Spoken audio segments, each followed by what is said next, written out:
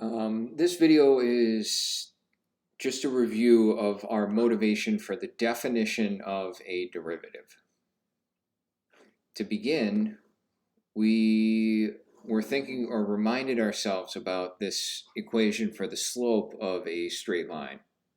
If we have 2 points, to find the slope between the points, we find the difference in the y's divided by the difference in the x's. Now, I want to consider two functions here. First, f of x equals x plus 1. Second, g of x equals x squared plus 1. So a linear and a quadratic. When we look at these functions and maybe focus on, since we have our equation for slope, we need 2 points here.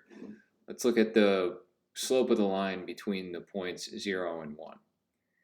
Now our straight line, right, our slope formula makes sense. And the reason that this makes sense is that, in fact, with our functions like this, our straight lines, it doesn't matter how far apart the points are.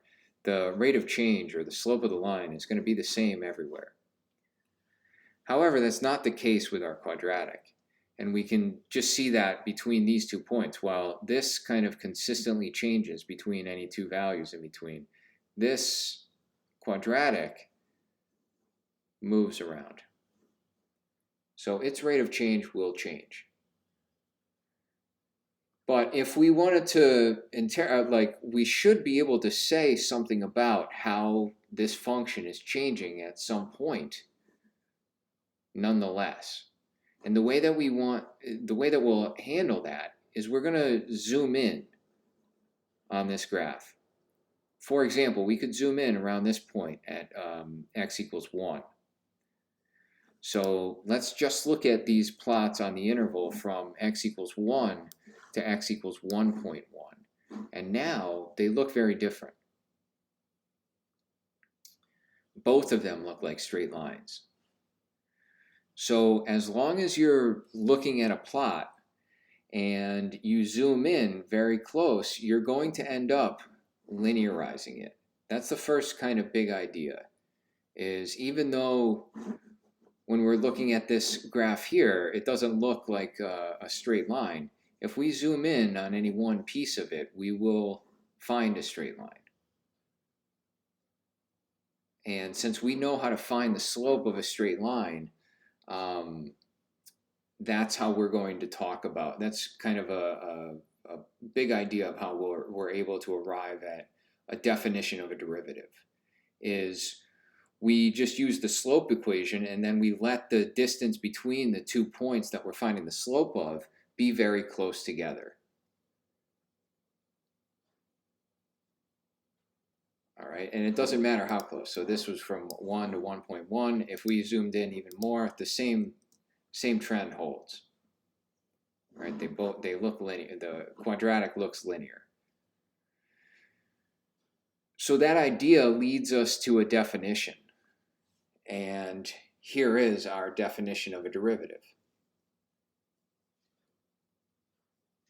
where we have some function and 2 points, x and x plus h, where h is some arbitrary little distance.